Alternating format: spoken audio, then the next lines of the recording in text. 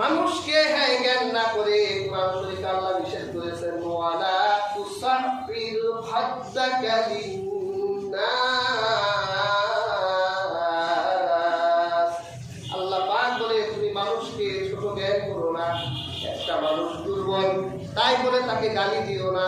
তুমি সবল শক্তিশালী বলে তার উপর হাত চালাবা, এটা তুমি করো না। তার প্রতি সহনশীল হয়ে যাও। আজকে তোমার ক্ষমতার বাহাদুরি অহংকার আর গর্ব নিয়ে তুমি দুনিয়ার বুকে ঘুরে বেড়াও। তোমার থেকে বড় বড় অহংকারীরা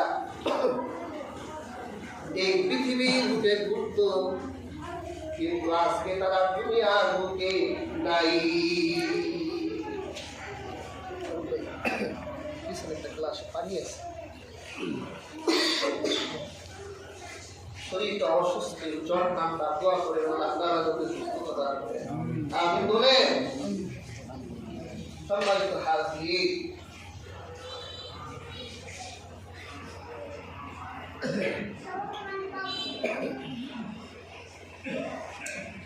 সম্মানিত হাজির, কাজে এই মাসে আমরা একজন আরেকজনের প্রতি দয়াশীল হব। আর আমরা রমজান মাসে একটু হইব। দেখেন এই জন্য আমরা অনেক সময় ইফতার কিনে দিই। দয়াশীল বলেই তো ইফতার কিনে দিই, গুড় কিনে দিই, চাল ডাল, অনেক কিছু আমরা একজন আরেকজনকে সহানুভূতি করি। কেন করি? রাসূলুল্লাহ বলেছে এই মাসটাই হলো সহানুভূতির মাস। বুঝাতে চাইলে এই মাসে তোমরা শিখবা 11টি মাস যাতে তোমরা এই সহানুভূতি চালিয়ে যেতে পারো। এখন যদি আপনি মনে করেন যে না শুধু রমজান মাসে একজন আরেকজনকে দয়া দেখাবো, রমজান শেষ সব শেষ, এরকম না, বিষয়টা এরকম না। বরং রমজানে আপনি শিখবেন, বাকি 11টি মাস আপনি একজন আরেকজনের প্রতি দয়াশীল হবে, সহনশীল হবে। এই জন্যই তো আমাদের দেশের মানুষ রমজান মাসে যাকাত দেয়। কেন দেয়? অনেক কারণ আছে। আমরা উৎসাহিত করি রমজানই দেয়, কারণ বরকতের মাস। আপনার যাকাত যদি 10 লাখ আসে, তাহলে বরকত থাকার কারণে 700 লাখেরও বেশি আপনি যাকাত দিচ্ছেন। ঠিক না? 1 লাখ টাকা যাকাত আসলে অন্য মাসে 700 লাখ। এই জন্য আমরা উৎসাহিত করি যে হ্যাঁ রমজান টু রমজান করে যাকাত দেয়। কিন্তু এখন তারা এগুলো অনেক মাসালা আমাদেরকে জিজ্ঞেস করে শুনতে পারি, যাকাতের পয়সা দিয়ে ইফতার দেওয়া যায় কিনা? আপনারা বলেন তো, একটা টাকার মালিকানা আমার, আমি একটা টাকা মালিক, ওই টাকাটা খরচ করার অথরিটি আমার না অন্য কারো? আমার। কথা বুঝেন নাই? মনে করেন যে 10,000 টাকা আমার তোমার হাতে আছে। তো এখন আপনি যদি আইসা বলেন তোমার 10,000 আছে, আচ্ছা আসো তোমার চাল ডাল কিনে দিই। আসলে লোকটা স্ত্রী অসুস্থ, টাকাটা কোথায় লাগবে? ওখানে লাগবে। আপনি জোর করে তাহলে চাল ডাল কিনে দিলেন, টাকা একজনের, মাতবুরি করলো আমার। যাকাতের যেই টাকা আসে এইটা ধনাঢ্য ব্যক্তির নয়, বরং ধনাঢ্য ব্যক্তির সম্পদ থেকে আরেকজনের মালটাকে আল্লাহ বের করে দিয়েছে। একটা লোকের যদি 2 লক্ষ টাকা যাকাত আসে, তার অনেক সম্পদের ভিতর থেকে 2 লক্ষ টাকা আল্লাহ বের করলেন যাকাত। এটা তার নয়, বরং এর মালিকানা আল্লাহ অন্য 7 জন ব্যক্তির জন্য রেখে দিয়েছে।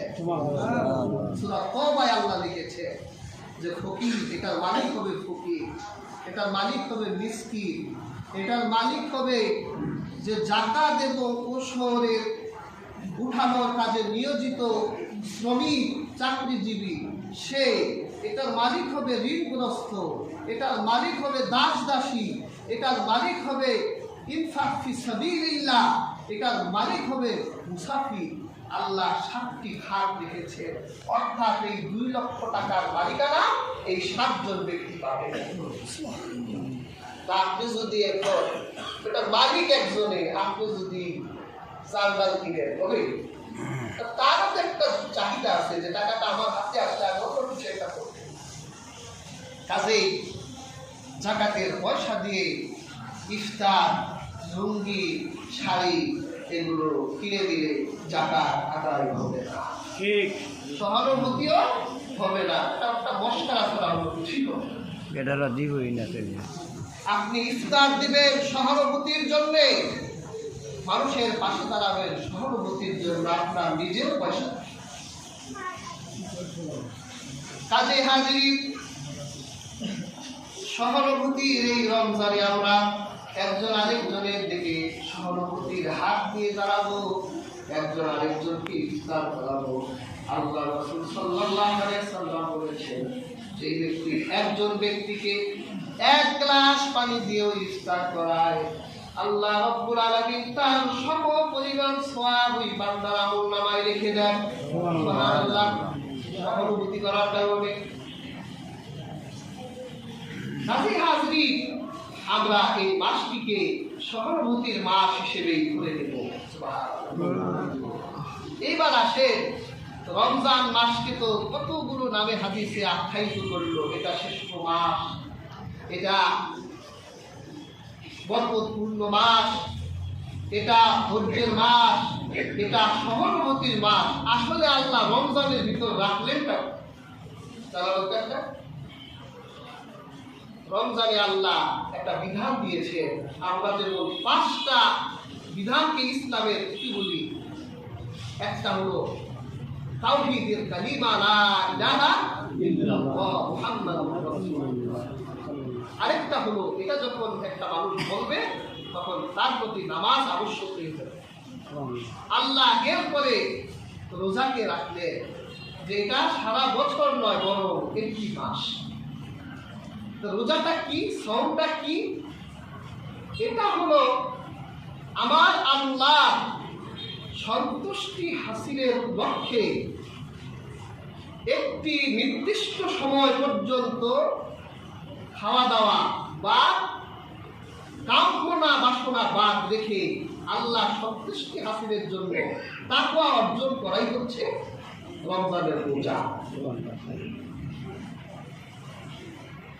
এটা একটা সাধনা। সাধনা একটা মাস পর্যন্ত আপনি স্ত্রী হালাল, দিনে ব্যবহার করা যাবে না, ফ্রিজ ভরা খাবার, বাজারে ঢুকলে খাবার, ফল সামগ্রীর অভাব নাই কিন্তু খাওয়া যাবে না, আপনি খাচ্ছেন না, এটা একটা সাধনা। এই সাধনার মধ্য দিয়ে আমার আল্লাহ খুশি অর্জন করবেন, তা বড় অর্জন।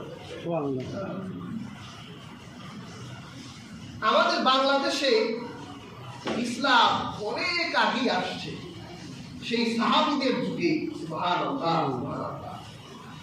ইতিহাস ঘাটলে দেখা যায় 4 জন সাহাবী আমাদের বাংলাদেশের উপর দিয়ে চীন দেশে যেত। আমি রংপুরে একবার মাহফিলে গেলাম, ওখানে সেই প্রত্নতাত্ত্বিক যুগের একটা মসজিদ দেখলাম। এই মসজিদগুলো আজকের না, বরং 1000 বছর আগের মসজিদ। বোঝা যায় এদেশে ইসলাম 1000 বছর আগেই এসেছে। কিন্তু আমরা ইসলামের চর্চা বেশি দিন হয় করি না। আমাদের আজ থেকে 200-300 বছর আগে গেলে দেখবেন যে আমরা ভালো করে ইসলামের সম্পর্কে কিছু ভালো বুঝতামও না, জানতামও। এদেশে ইসলাম প্রচারে সবচেয়ে বড় বড় ভূমিকা যারা রেখেছে, এর মধ্যে নোয়াখালীর হুজুররা অনেক বেশি ইসলামের দাওয়াতের কাজ করেছে। একটা গল্প পড়েছিলাম, নোয়াখালীর এক হুজুর রমজান শাবানের শেষ দিকে, রমজানের কয়েকদিন আগে এক মফস্বল গ্রাম্য এলাকায় ঘুরছে আল্লাহ দ্বীনের প্রচার নিয়ে। ওখানে মানুষদেরকে বললো, দেখো আগামী শনিবার রাত্রে খেয়ে রোববার রোজা রাখতে হবে, রমজান এসে গেছে। তো বললো রমজান আসছে, রোজা রাখবো কি করে? তোমরা সেই ভোর রাতে খাবা, আবার যখন সূর্য ডুবে যাবে তখন আবার খাবা, মাঝখানে কিচ্ছু খাওয়া যাবে না, স্ত্রীর সাথে জৈবিক চাহিদা অনুসারও যাবে। তো তোমরা, আমি তো থাকতে পারবো না, দাওয়াতের বেতন নিয়ে আরেক গ্রামে যাচ্ছি, আমি আসার সময় আবার তোমাদের দেখে যাবো যে তোমরা কে কতদূর রোজা রাখলা, রমজান আসার পরে তোমরা কতটুকু ফায়দা হাসিল করলা। ঠিক আছে হুজুর, তোমরা হুজুর আবার বলে গেছে রমজান তিনভাবে ভাগে বিভক্ত, বরকত, মাগফিরাত, তাজা। ওরা চিন্তা করতেছে কঠিন সাধনা, এটা করা যায় না। হঠাৎ করে শনিবার রাত্রে একটা হরিণ দুটা বাচ্চা নিয়ে গ্রামে ঢুকছে। তো সবাই চিন্তা করলো এটাই রমজান হবে। আর হুজুর এই কষ্টটার জন্য আমাদেরকে বুঝে গেছে রমজান দিয়ে আজকে মেরে ফেলি, তাহলে আর আমাদেরকে এক মাস রোজা রাখতে হবে না। ওরা হরিণটাও মারছে, দুটা বাচ্চাও মেরে ফেলছে। মাসখানেক পর নোয়াখালী হুজুর এলাকায় ঢুকছে, সবটি চেহারা আগের থেকে আরো কম কমে। চিন্তা করলো রোজা রাখলে মানুষ একটু দুর্বল হয়, চেহারায় নূর তৈরি হয়, এর অবস্থায় উঠলেন। আপনারা কি রোজা রাখেন? হুজুর রমজান আসছিল, পিঠে মেরে ফেলছে, এমন সাধনা করা যায় নাকি? হাজির, রমজান তো মেরে ফেলার কোনো ইবাদত নয়।